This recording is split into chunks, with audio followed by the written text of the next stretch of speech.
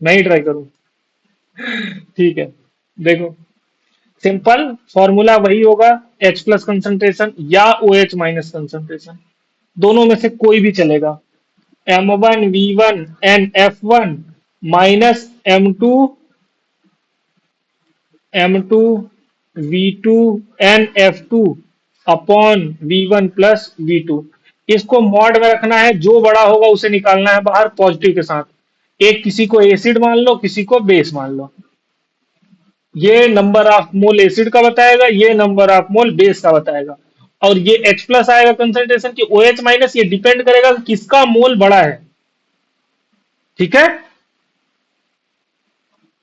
घटा क्यों रहे हैं?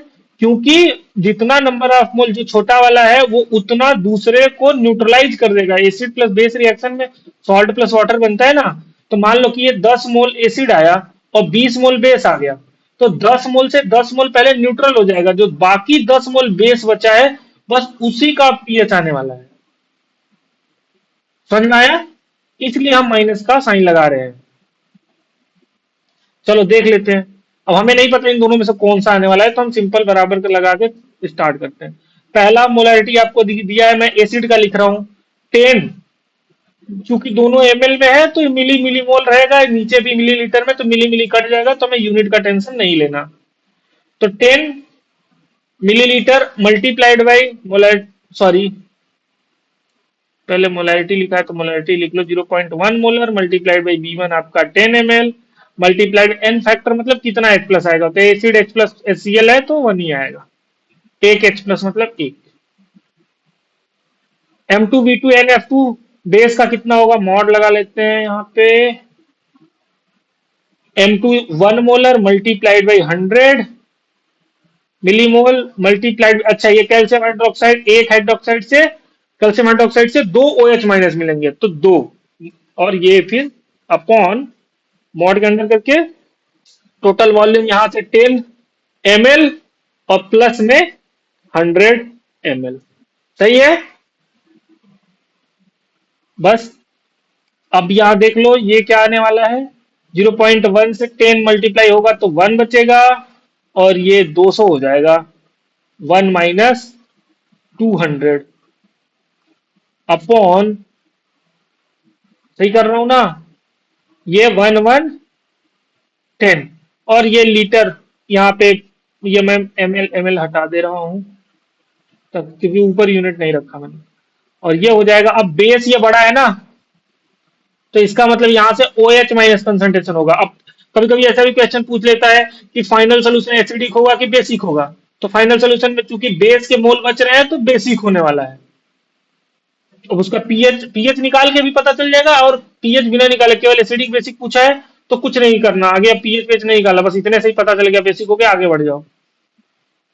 ठीक, अब ये हो जाएगा -199, और ये हमने इसीलिए मॉड लगा रखा था क्योंकि कंसंट्रेशन कभी भी निगेटिव में नहीं होता।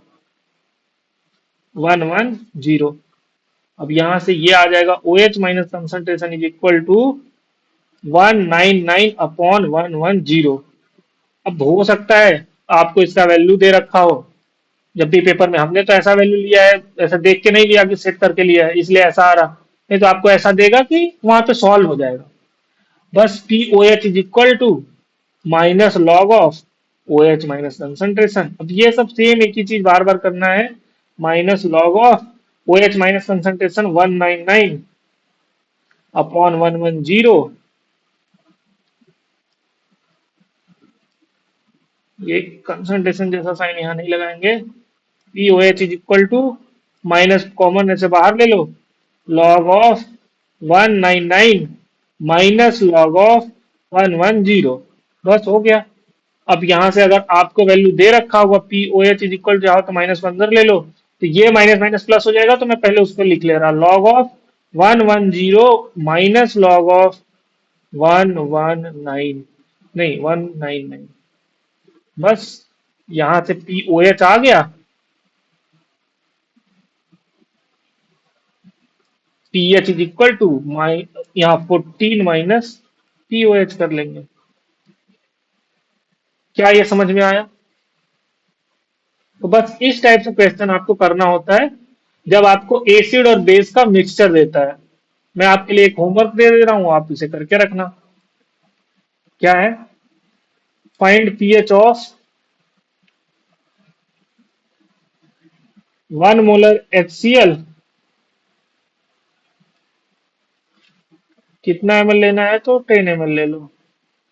10 ml 1 मोलर HCl है, प्लस 0.1 मोलर